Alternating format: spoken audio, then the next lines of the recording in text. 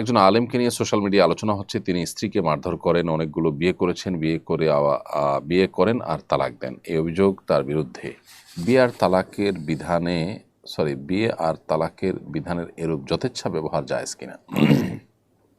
দেখুন, উম, এটা দুর্ভাগ্যজনক বাস্তবতা যে একজন আলিম, তার ব্যাপারে এ ধরনের অভিযোগ উঠেছে। অভিযোগ কতখানি সত্য, কতখানি মিথ্যা, সেটা অবশ্য তথ্য উপাত্ত প্রমাণ সাপেক্ষ বিষয়, এবং যথাযথ বিচারের মাধ্যমে হয়তো এটার প্রকৃত সত্য বেরিয়ে আসতে পারে। বাট এটা দুর্ভাগ্যজনক বাস্তবতা যে একজন আলিমকে নিয়ে এ ধরনের কথা উঠবে এবং সেটা নিয়ে বিশেষ করে গোটা আলেম সমাজের মান সম্মানে টানাটানি দেখা দিবে এবং আলেম সমাজের ইজ্জত নিয়ে টানাটানি দেখা দিবে। এটা অবশ্যই কাম্য নয়।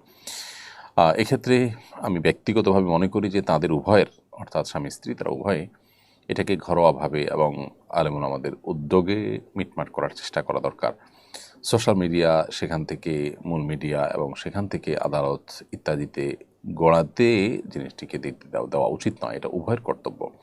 আমি মনে করি উভয় মিলে এটাকে সমাধান করার চেষ্টা আপ্রাণভাবে করা উচিত। যদি না করেন তাহলে সেক্ষেত্রে তারা যেমন ক্ষতিগ্রস্ত হবেন, ঠিক একইভাবে আলেম সমাজেরও এটি ক্ষতির কারণ হবে। অন্যায় যদি কেউ করেন, তিনি স্ত্রী হন কিংবা স্বামী হন, তিনি দিনদার হন কিংবা আলেম হন, অন্যায়কে আমরা অন্যায় বলতে হবে, কিন্তু অন্যায় সাব্যস্ত বা প্রমাণ হওয়া পর্যন্ত হয়তো আমরা অপেক্ষা করব। আমি আশা করব যে তারা উভয় দায়িত্বশীলতার পরিচয় দিবেন এবং সোশ্যাল মিডিয়ার বিপরীতে এটাকে শক্তিশালী কোনো উপায়ে প্রভাবশালী ব্যক্তিবর্গের মাধ্যমে বা যে কোনো উপায়ে তারা এটাকে মিটমাট করার চেষ্টা করবেন। তারা যদি দায়িত্বশীলতার পরিচয় দেন, সেটাই হবে আমাদের জন্য কল্যাণকর।